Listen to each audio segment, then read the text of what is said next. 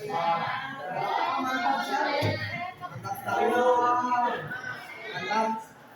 mudah-mudahan dengan penambahan MBG itu kalian bisa lebih semangat lagi dalam belajarnya. Oke, untuk hari ini ya kita akan melanjutkan materi yang kemarin masih ke keanekaragaman hayati ya. Untuk pembahasannya adalah pelestarian keanekaragaman hayati. Untuk itu saya tulis dulu deh kumpulan dari pembelajaran ini. Ada spidol?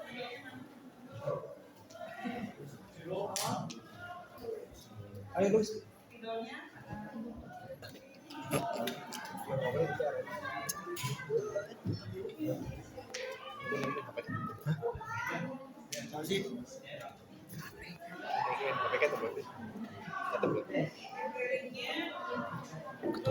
Wah, siapa? Siani. Jangan saja tuh gitu. Saja mana gitu. Yang jadi siapa yang ada?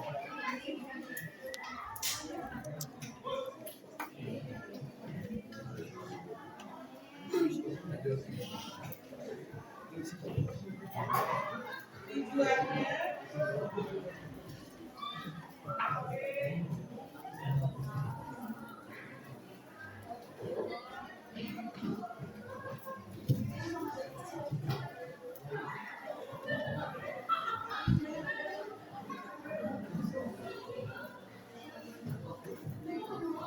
spidolnya habis ya, tolong ditulis saja, tolong dicatat saja karena spidolnya nantinya.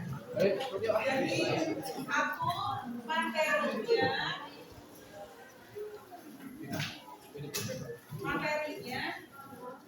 pelestarian keanekaragaman hayati. Jadi saya tulis saja ya karena videonya habis. Materi judulnya pelestarian keanekaragaman hayati. Pelestarian keanekaragaman hayati.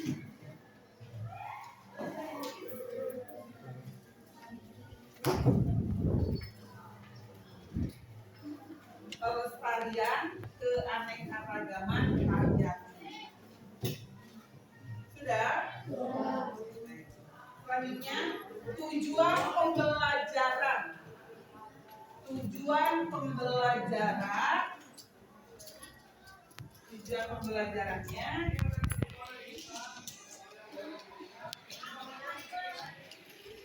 menganalisa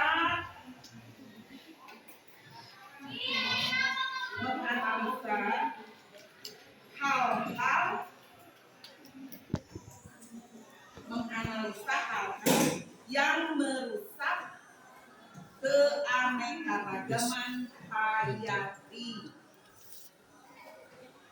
Gitu ya. Jadi pertemuan hari ini kita akan membahas atau kita akan membicarakan seputar pelestarian keanekaragaman hayati dan menganalisa ya hal-hal yang merusak keanekaragaman hayati itu seperti apa ya. Bisa dipahami? Bisa. Apa yang sudah ditulis ada yang mau ditanyakan dulu? Silakan. Flora ada pertanyaan? Ya, ada? Tidak ada. Prabu ada pertanyaan dulu dari tujuan ini? Tidak ada. Siapa ya? Ada pertanyaan dulu yang lain. Cari sampai mana cari? Ada pertanyaan? Tidak ada. Oke, kalau tidak ada, jadi tujuan pembelajaran hari ini adalah menganalisa hal-hal yang merusak keanekaragaman hayati. Untuk itu, ya, untuk membahas pembelajaran ini, silakan kalian berkelompok sesuai kelompoknya. Ya. Lalu silakan berkelompok dulu deh. Kelompok ini bisa 2 orang, bisa bisa 4 orang, bisa 5 orang, atau bisa sesuai keinginan kalian. Saya ingin kelompoknya dengan si A, si B, si C, silakan.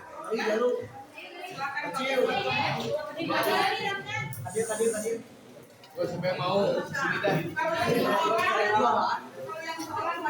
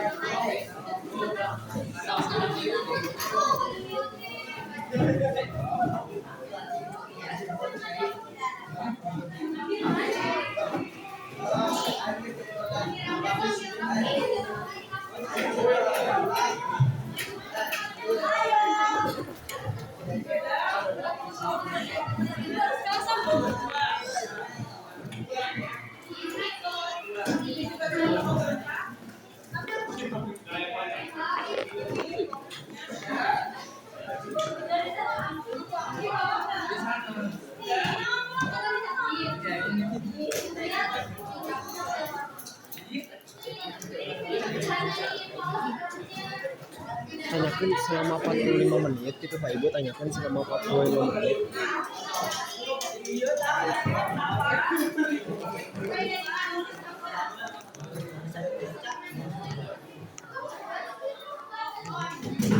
Bagaimana kelompoknya dengan siapa? Sudah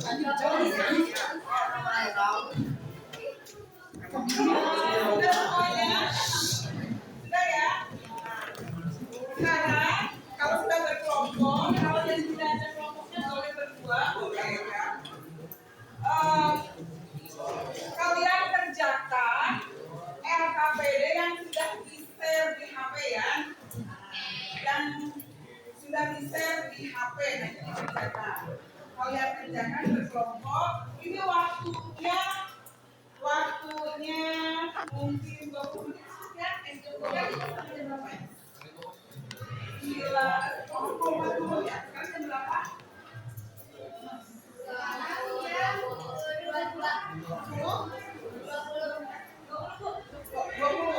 Oh, berarti 10 menit cukup ya.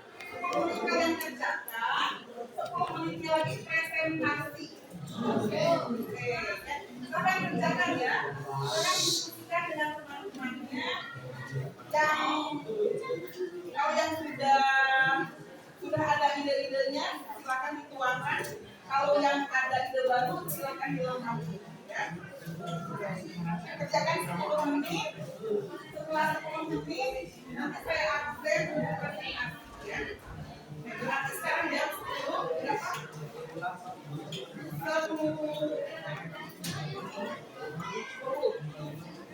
Berarti kalau diingatkan ya nanti jam 10. Kita waktunya sampai jam 10.30. Waktunya sampai 10.30. Setelah itu disiapkan lagi ya.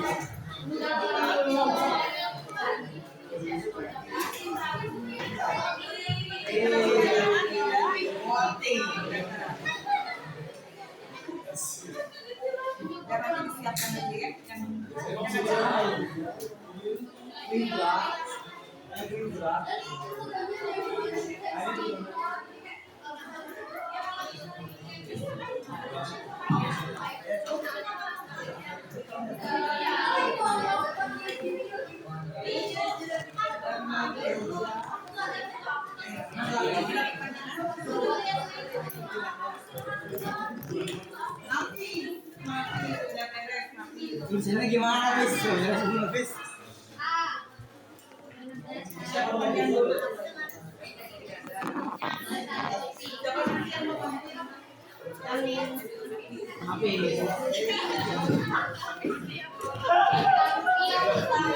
kelompok Lora. Udah beres. Ada pertanyaan dulu. Tolong kasih tahu kalau sudah jam 10.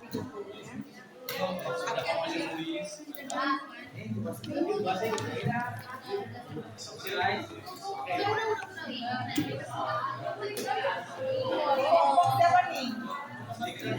Siapa ini?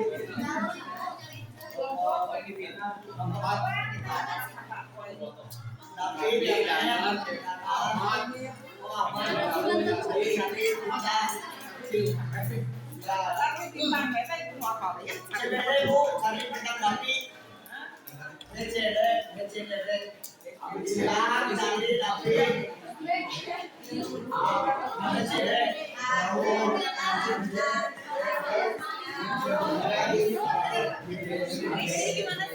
Peran masyarakat itu gimana sih? Nah, jadi perannya kekurangan masyarakatnya tuh masih ada yang belum sadar terhadap pentingnya menjaga lingkungan yang harus disadarkan dengan cara seperti aktif.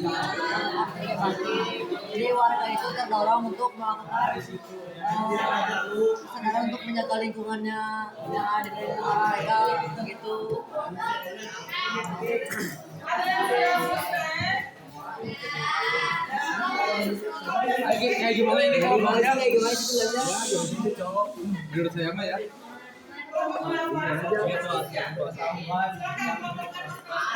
Saya mah lu kieu sih bodoh kan kita. Jangan jadi kieu. Ani kita mah. Jadi no, sama yang jadi kieu. Sama yang antri. Aceh. Tambah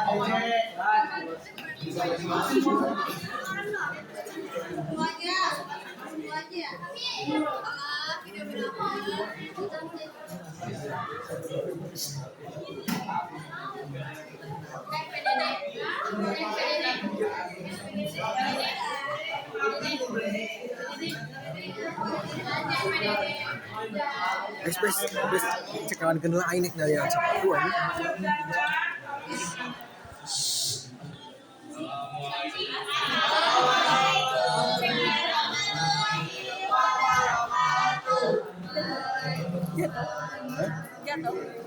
Sama jadi kayu.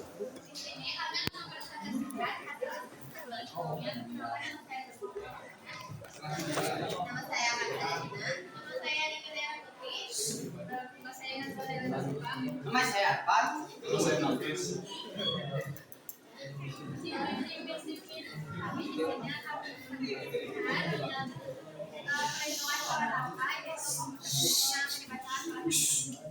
Jadi kita kenalan dulu sama komodo atau Varanus komodensis adalah kadal terbesar di dunia yang habitat alaminya hanya ada di beberapa pulau di Nusa Tenggara Timur. Untuk melindungi komodo, pemerintah membentuk Komodo National Park atau UTN Komodo. Ada masalah-masalah yang dihadapi dalam perlindungan hewan lokal komodo, yaitu pertama, kehilangan dan kerusakan habitat, kedua, kekurangan pariwisata dan gangguan manusia, tiga, penyakit, inbreeding, dan perubahan iklim. Keempat, pembentukan dan pengelolaan Komodo National Park. Kelima, program perlindungan dan penegakan hukum. Enam, pendidikan dan keterlibatan masyarakat lokal. Contoh nyatanya adalah program pemerintah atau pengelolaan, yaitu Direktorat Jenderal Konservasi Sumber Daya Alam dan inisiatif seperti pembentukan Badan Peduli Taman Nasional untuk memperkuat manajemen dan perlindungan kawasan. Informasi ini kita dapat dari Pusat Warisan Dunia Indonesia. Teman-teman, yang disampaikan oleh kelompok napi ini adalah temanya perlindungan hewan langka ya. Judulnya itu adalah perlindungan hewan langka, yaitu hewan komodo. Ya. Teman-teman ada pertanyaan, boleh ya? Boleh saya pertanyaan? Boleh hanya 2 orang ya biar cepat waktunya. Karena waktunya sudah terbatas. Boleh ada 2 penanya, 2 orang, silakan kelompoknya nama. Dipersilakan saudara. Tadi disebutkan ada keterlibatan masyarakat ya. Nah, keterlibatan masyarakat itu seperti apa? Masih ada pertanyaannya. Ada yang bertanya lagi nggak? Tanya dong. Oke. Jadi keterlibatan masyarakat lokal. Sumber daya alam sama sumber daya manusia itu udah pasti nyatu banget kan di bumi ini. Jadi perilaku dua-duanya tuh saling menyebabkan sebab dan akibat. Contohnya adalah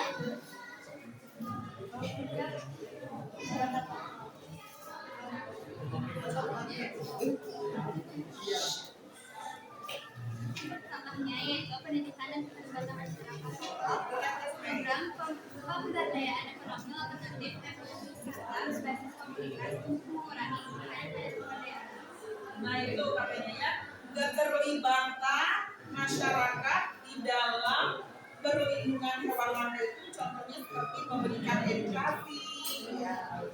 Apalagi melakukan atau mengadakan, kalau kita mengadakan apa ya? Mempertahankan atau apa namanya, mengawetkan gitu atau apa ya, semacam ekowisata. Itu salah satu peran dalam perlindungan hewan langka sebagai keterlibatan masyarakat ya. Yang paling utama itu apa ya, edukasi ya, edukasi. Jadi masyarakat harus diberitahu, harus diinformasi betapa pentingnya perlindungan hewan langka ya. Hewan yang dikatakan sebagai hewan endemik. Ada tambahan? Ada lagi pertanyaan? Silakan. Kalau tidak ada, Silakan Mario bertanya Mario.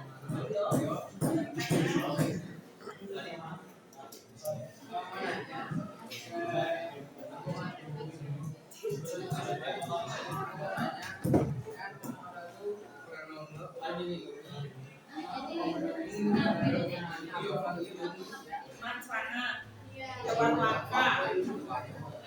Bukan hanya komodo saja mungkin ya, manfaat hewan langka. Dia manfaat Dari manfaat hewan-hewan langka tuh, kalau hewannya punah nanti ekosistemnya bisa hancur. Kayak misalnya hewannya punah, nanti spesies keluarnya kebanyakan. Nah, komodo juga begitu. Kalau komodo punah, nanti ada hewan yang overpopulasi.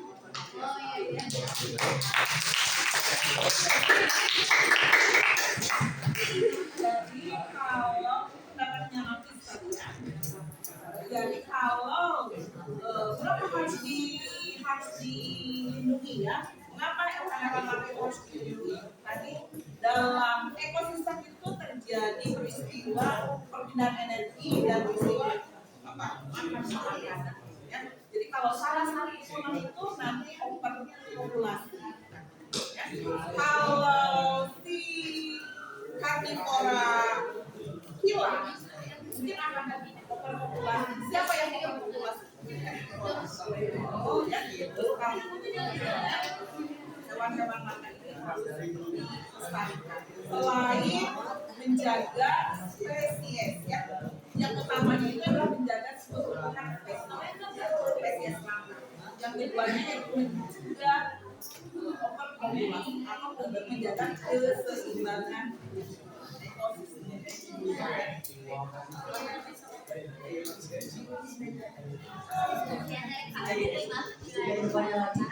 Assalamualaikum warahmatullahi wabarakatuh.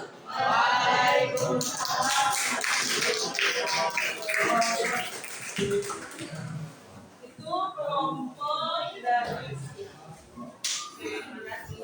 ini kelompok perlindungan hewan langka ya. Akan dilanjutkan ada kelompok lain tadi saya melihat ada tentang konservasi laut dan terumbu karang. Kelompok yang membahas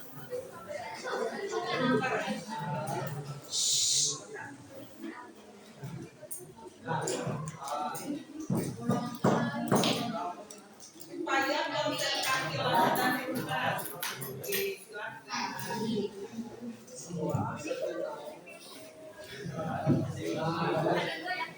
Assalamualaikum warahmatullahi wabarakatuh. Waalaikumsalam warahmatullahi wabarakatuh. Selamat siang semuanya.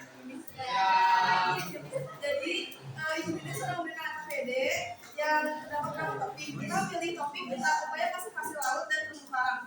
Di sini kita sedang mencari dan menemukan informasi dari beberapa sumber, termasuk dari sumber Polres Indonesia konservasi laut dan terumbu karang. Teman-teman, kalau perhatikan. Jadi berdasar topiknya harus dijelaskan oleh Bapak. Terumbu karang merupakan rangkaian struktur yang dibangun oleh kolam terumbu karang atau koral bersama alga berbentuk simbiosis ekosistem. Ini memiliki nilai ekologi, sosial, dan ekonomi yang sangat tinggi. Namun karena pemanfaatan yang berlebihan dan banyaknya ancaman keberlangsungan ekosistem ini terancam. Konservasi terumbu karang berarti melakukan upaya perlindungan, rehabilitas, pengelolaan berkelanjutan terhadap ekosistem terumbu karang agar tetap lestari. Lalu ada manfaat dan ancaman yang dihadapi. Masalah dan ancaman yang dihadapi.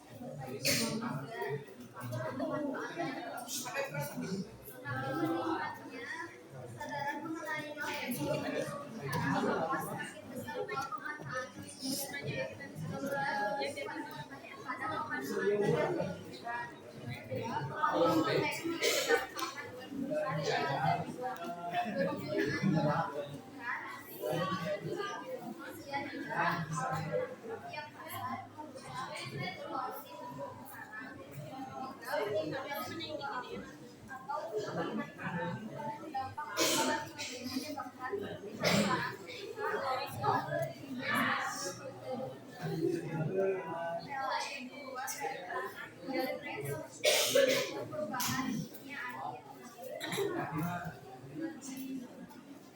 Ini ada upaya yang telah dan bisa dilakukan. Pertama itu ada teknik konservasi terumbu karang. Pengembangan pola kehidupan, penangkapan ikan pada suku merah buatan, pemeliharaan dan kemudian pemanenan untuk reproduksi. Terus yang kedua ada reproduksi terumbu karang. Menambah stok karang laut sekitar selarangan untuk menambah karang. Terus ada upaya yang disarankan, pengurangan populasi laut, pengawasan regulasi perikanan yang ramah lingkungan, pengelolaan kawasan konservasi laut, edukasi dan pemberdayaan masyarakat lokal, dan reformasi. Lalu di sini ada contoh data.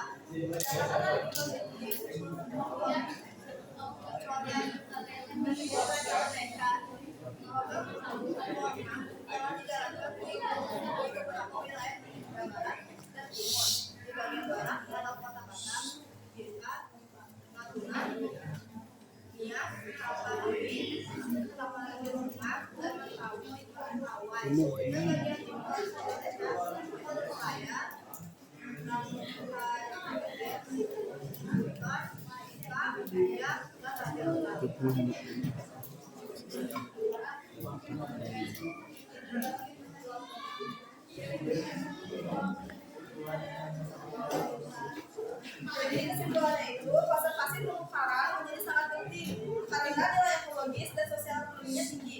Namun banyak ancaman yang harus segera ditangani. Upaya yang telah dilakukan seperti format transplantasi dan restocking karang memberikan contoh nyata bahwa perlindungan karang bukan hanya ide tapi praktik nyata dalam kehidupan.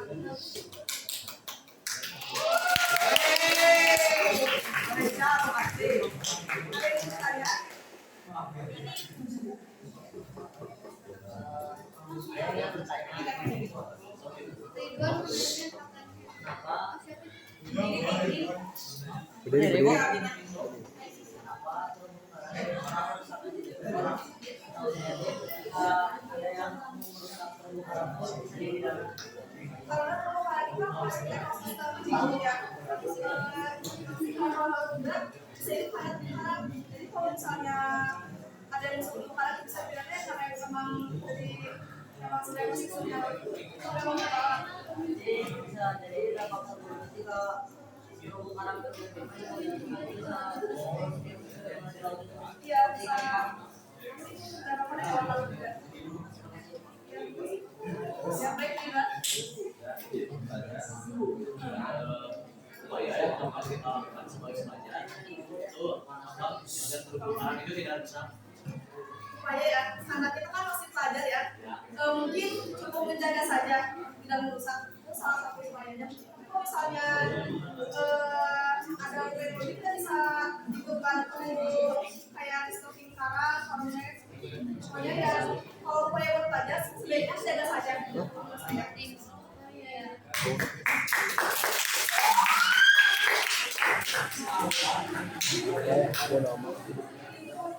Ini cukup ya dari saya. Apabila saya kata, wassalamualaikum warahmatullahi wabarakatuh.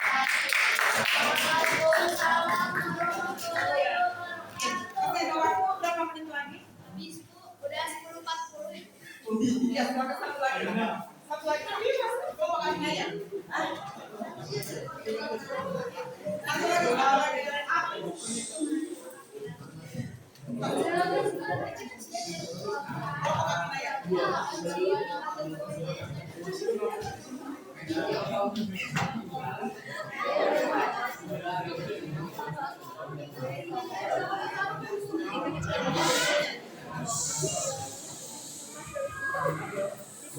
Assalamualaikum warahmatullahi wabarakatuh.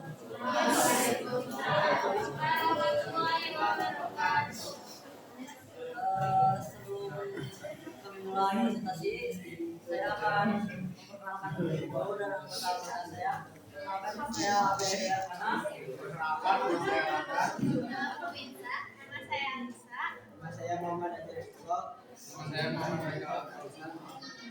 Di sini kami akan mempresentasikan mengenai peran masyarakat dan kearifan lokal dalam menjaga lingkungan.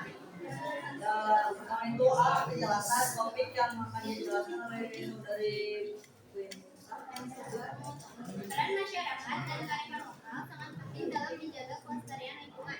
Kearifan lokal adalah nilai, kebiasaan, dan tradisi yang diwariskan turun-temurun untuk mengatur lingkungan manusia dengan baik. Di Indonesia, banyak masyarakat adat yang memiliki aturan adat yang melindungi hutan, sungai, dan laut agar tetap selanjutnya akan kedua itu tentang masalah atau ancaman yang akan dihadapi yang dibacakan oleh saudari Anissa. Yang pertama, berkurangnya pengetahuan kearifan lokal akibat modernisasi. Yang kedua, alih fungsi lahan dan eksploitasi sumber daya alam tanpa memperhatikan keseimbangan alam. Dan yang ketiga, kurangnya kesadaran sebagian masyarakat terhadap pentingnya menjaga lingkungan. Oke, yang ketiga itu ada upaya yang telah dan bisa dilakukan yang akan dibacakan oleh saudara Azhar dan mereka. Silakan. Supaya jelas dan bisa dilakukan menghidupkan kembali tradisi lokal yang ramah lingkungan seperti sayur, sasih Maluku, alih-alih kembali dan hutan larangan di Sumatera. Edukasi lingkungan berbasis adat dari sekolah. Kolaborasi antara pemerintah, masyarakat adat, dan lembaga lingkungan. Pada pengelolaan hutan dan laut berbasis komunitas lokal. Baik, dan ini yang terakhir adalah contoh nyata ya yang sudah dilakukan itu apa saja? Contoh nyatanya adalah sasi laut Maluku itu tradisi menutup sementara wilayah lautan agar ikan bisa berkembang biak. Kedua, awik-awik atau bali adalah peraturan adat untuk menjaga kebersihan dan kelestarian alam desa. Tiga, itu ada hutan adat Amantoa, Kayan, Sulawesi Selatan. Masyarakat menolak penebangan pohon tumbuhan sebagai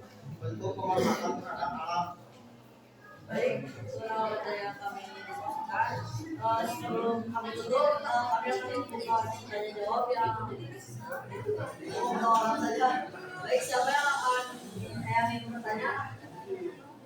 Silakan, ada pertanyaan teman-teman mengenai peran masyarakat dan kearifan lokal dalam menjaga lingkungan. Tadi sudah diberikan contoh bukti-bukti, Aminaya bisa dibacakan kembali yang sudah nyatanya. Yang pertama itu ada hasil laut yang berasal dari Maluku. Itu ada tradisi menutup sementara wilayah laut agar ikan bisa berkembang biak. Yang kedua itu ada awik-awik dari Bali. Peraturan adat untuk menjaga kebersihan dan kelestarian alam desa agar terjaga desanya tetap lestari. Yang ketiga ada hutan adat Aman Toa Kajang dari Sulawesi Selatan. Masyarakat menolak penebangan pohon sembarangan sebagai bentuk penghormatan terhadap alam. Nah, itu bukti nyata yang sudah dilakukan masyarakat terhadap yang merupakan kearifan lokal ya dalam menjaga lingkungan hidup. Ada pertanyaan? Kalau di sekitar kita kira-kira ada tidak nih kebiasaan yang menjadi kearifan lokal yang itu adalah tujuannya menjaga lingkungan hidup? Ada tidak? Di sekitar lingkungan hidup kita. Ada, contohnya apa Flora? Contohnya seperti apa? Di sekitar kita saja lah, banyak sebetulnya ya sekitar kita juga. Cuma kadang-kadang kita mungkin lupa dan tidak dilestarikan ya. Seperti apa coba? Ada, mungkin ada yang ingat, ada yang masih ingat, ada yang tahu. Boleh, jadi mungkin yang di lingkungan sekolah itu yang masih dilestarikan sampai sekarang tuh itu ada Jumat bersih yang dilaksanakan secara rutin setiap hari Jumat, setiap mungkin bisa kelas 10 dulu, kelas 2, kelas 12 bertambah dari 11, 12, 13, 14 dan Seperti itu ya. Itu adalah kebiasaan dan itu kalau dipelihara, dilaksanakan terus-menerus berkesinambungan itu nanti menjadi kearifan lokal. Kearifan lokal apa? Kearifan lokal ciri khas di SKSN di Satu Nangka. Ya. Itu menjadi kearifan lokal. Dimulai dari kebiasaan, dimulai dari pembiasaan. Ya. Setelah pembiasaan terus-menerus nanti menjadi karakter. Setelah menjadi karakter itu nanti akan menjadi ciri khas. Ya. Ciri khasnya di mana? Ciri khasnya di sini di sekolah kita. Yaitu apa? Yaitu Jumat bersih. Ya. Jumat bersih salah satu kearifan lokal dari SMA. Setiap hari Jumat pasti ada kebersihan dan kebersihan. Ya. Tujuannya apa? Tujuannya yaitu menjaga kelestarian lingkungan. Ya. Nah, seperti itu. Ya. Atau yang di luar sana, misalkan di daerah Banten, di daerah Batu ya, kita ada yang namanya namanya itu adalah memelihara sawah tanpa menggunakan pestisida atau kimia ya. Tetapi di daerah Banten sana, di daerah Batu sana, mereka merawat sawah dengan menggunakan alami. Jadi sebelum menanam padi, mereka mengadakan dulu sesajen, ya. Yang tujuannya apa? Yang tujuannya untuk mengusir tikus, mengusir apalagi ular, gitu kan ya, ular-ular sawah. Nah itu adalah sebetulnya suatu kearifan lokal ya, suatu ciri khas di daerah sana. Dan itu mereka tetap menggunakan bahan-bahan alami. Misalkan mengusir tikus dengan lengkuas misalnya ya, atau sawahnya itu dibaur, bukan dibaur ya, ditawuran gitu, ditaburi ya, ditaburi misalkan lengkuas yang sudah ditumbuh. Itu tujuannya menghilangkan tikus-tikus ya. Nah itu adalah ciri khas di sana. Itu menjadi kearifan dan itu bagus sekali ya apabila dipelihara, apabila dijaga. Karena apa? Karena selain natural, alami, juga tujuannya adalah untuk melestarikan lingkungan. Ya. Bisa dipahami ya teman-teman? Ada pertanyaan lagi? Baik, mungkin cukup sekian dari kelompok kami. Terima kasih. Assalamualaikum warahmatullahi wabarakatuh.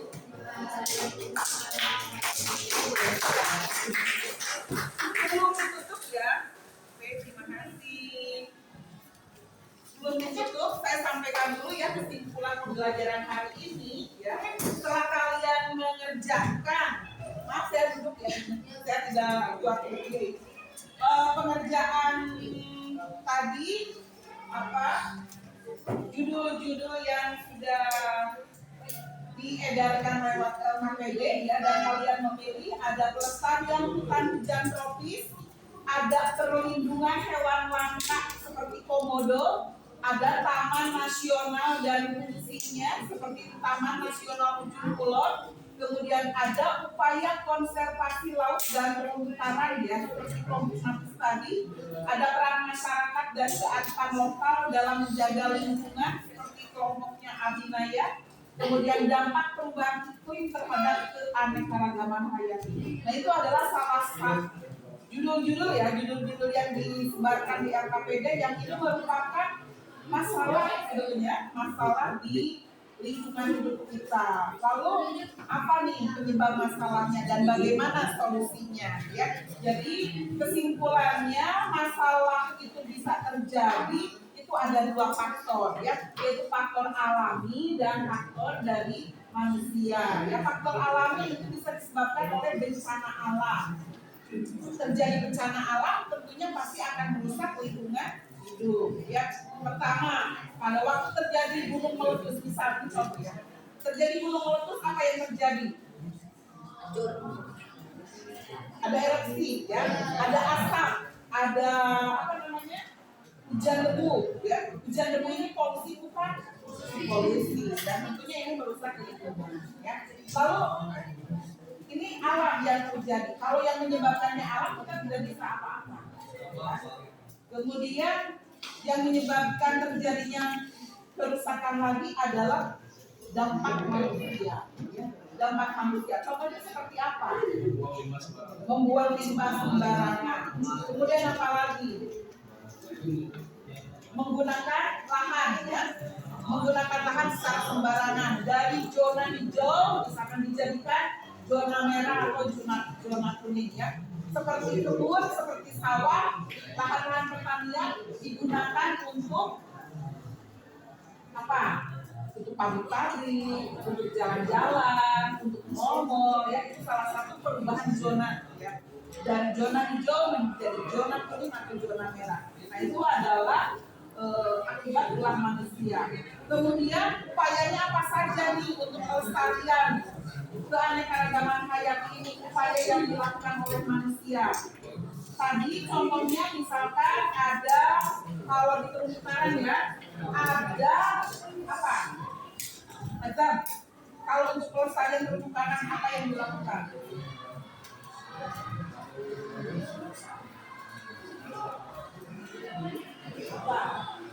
Abinaya, tadi yang terumbu karang siapa kalau oh ya.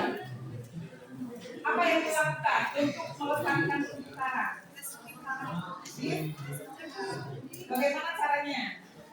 Jadi menanam karang lagi. Nah, menanam terumbu karang lagi. Pertanyaannya, mengapa sih harus ditanam lagi? Kita tahu bahwa terumbu karang itu tempat apa? Ya, tempat bersemayamnya ikan. Ya, tempat bersemayamnya ikan. Kalau terumbu karangnya hilang, kira-kira ikan kemana? Terus hilang juga mungkinnya. Jadi karena ada ikan-ikan kecil bisa dimangsa oleh ikan-ikan besar. Tapi kalau banyak terumbu karang di dalam laut, maka ikan-ikan kecil bersembunyi di mana? Di terumbu karang itu. Dan itu bisa menjaga kelestarian daripada jenis ikan. Itu salah satu upaya ya. Kemudian tadi juga ada upaya-upaya lain lagi sebetulnya seperti reboisasi, pengawetan hutan, kemudian melakukan tebang pilih, itu pun salah satu upaya pelestarian. Upaya pelestarian keanekaragaman hayati. Bisa dipahami sampai sini? Jadi mungkin itu yang bisa Ibu simpulkan, dan kalian pun mungkin bisa mencari lebih banyak lagi ya. Bagaimana pelestarian keanekaragaman hayati itu bisa dilakukan dan bisa diedukasikan kepada masyarakat ya. Terutama ini tadi terakhir pertanyaannya ya, bagaimana apa yang bisa dilakukan oleh pelajar seperti kita, ya. Apa yang bisa dilakukan oleh pelajar untuk pelestarian ini, untuk terumbu karang ya, untuk terumbu karang. Sebetulnya bukan hanya untuk terumbu karang saja ya, tetapi juga untuk pengawetan hutan hujan tropis. Itu apa peran kita sih? Peran kita sebagai pelajar itu apa untuk pelestarian keanekaragaman hayati? Pertama yang bisa dilakukan adalah mengedukasi, yaitu pendidikan, bisa memberikan informasi ya, tentang pelestarian keanekaragaman hayati ini kepada siapa? Kepada siapa nih?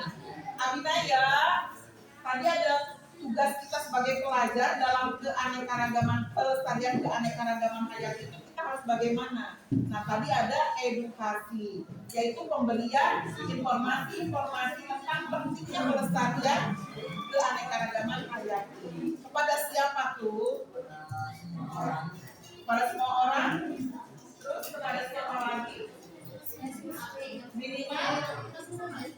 Minimal untuk diri kita dan teman kita dan keluarga kita.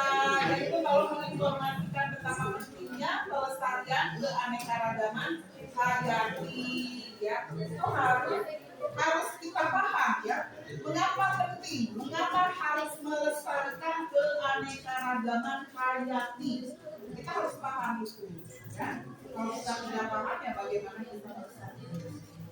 Yaitu pentingnya melestarikan keanekaragaman hayati. Pertama, supaya keanekaragaman hayati itu sendiri tidak mengalami kepunaan.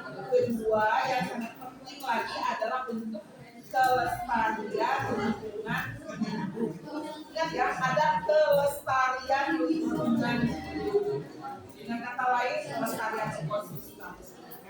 Tadi menurut Tapis ya, apa yang terjadi kalau kelestarian lingkungan hidup itu terancam, yaitu akan munculnya apa?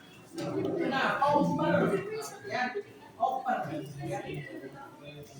Jadi akan akan ada peluang lebih besar ya, populasi yang lain. Kalau karnivora tidak ada, mungkin kelompok herbivora akan overpopulasi. Ya, itu kelompok Tapis. Ya, bisa dipahami ya bagaimana pentingnya keanekaragaman, pelestarian keanekaragaman hayati. Bisa dipahami teman-teman? Bisa. Pertanyaan terakhir dari saya untuk kalian, kira-kira setelah kalian mendapatkan informasi ini, informasi keanekaragaman hayati, apa yang akan kalian lakukan? Saya nanya ke siapa dulu ya? Jangan langsung deh.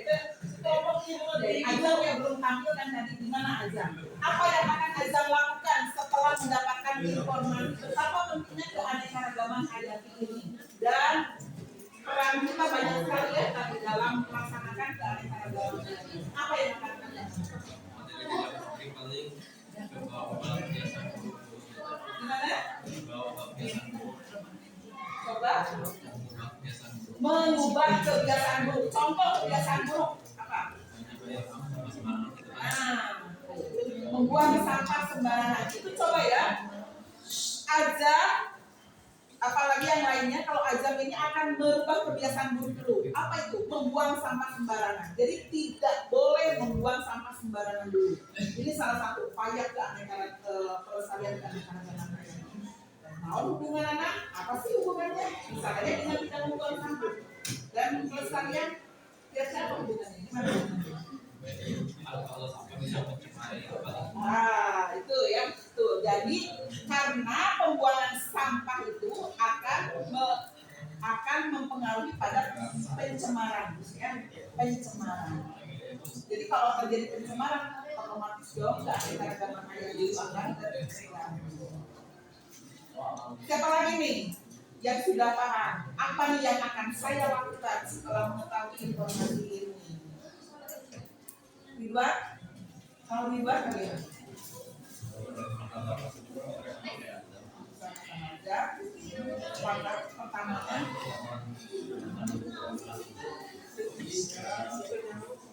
mulai pola pikir jadi baik lagi jadi seperti melakukan ya seperti tadi ya dalam membuang sampah itu harus sesuai ya tidak boleh harus pada tempatnya ya. Jadi kita harus mau melakukan perubahan pola pikir yang biasanya dan tidak ada guru ini simpen sampahkan di kolong meja misalnya. Itu tidak boleh begitu lagi ya, harus ada perubahan pola pikir. Dan tidak ada guru ini simpen sampah teh di mana dulu gitu kan, buang sampah teh di mana ya, nggak bisa begitu dong. Kalau sekarang kalau sudah paham ya bahwa betapa pentingnya pelestarian keanekaragaman hayati, dan itu harus didukung dari harus didukung dari apa namanya, pencemaran ya. Pencemaran tidak ada, pasti pelestarian pun akan terjaga ya. Kalau tidak ada pencemaran itu muncul karena apa? Antaranya salah satunya yaitu membuang sampah sembarangan. Maka hal ini yang harus dihilangkan dulu ya, dari hal-hal yang kecil dulu deh. Apa? Tidak membuang sampah sembarangan. Yang keduanya apalagi yang bisa dilakukan? Menurut Nafis apa yang bisa dilakukan untuk pelestarian keanekaragaman yang bisa kalian lakukan di rumah, di sekolah? Membuat video edukasi dan menyebarkannya ya. Membuat video edukasi tentang pelestarian keanekaragaman hayati dan menyebarkannya. Apakah itu di medsos pribadi, di medsos komunitas, di YouTube misalkan, atau di di Instagram ya. Nah, itu bisa saja seperti itu ya, menyebarkan video-video edukasi. Apalagi? Ada lagi, satu orang lagi. Apalagi nih? Ada yang bisa? Satu lagi, apa yang akan kalian lakukan setelah tahu betapa pentingnya pelestarian keanekaragaman hayati ini? Flora, menurut Flora gimana nih? Setelah tahu betapa pentingnya pelestarian keanekaragaman hayati, Flora akan melakukan apa? Lebih tepatnya sih kalau belajar sih lebih baik jangan merusak, karena jangan bisa ngelakuin hal yang lebih besar. Jadi intinya kita boleh merusak hal yang udah ada, apalagi itu keanekaragaman hayati. Misalnya kita nggak membuang limbah sampah sembarangan, pusat biasanya kan banyak yang buang sampah sembarangan gitu, jadi mengganggu pertumbuhan atau ekosistem. Satu lagi ada yang bisa menambahkan ini, yang bisa dilakukan oleh kalian, apakah itu di rumah ataupun di sekolah. Selain membuang sampah untuk pelestarian keanekaragaman hayati, menanam kembali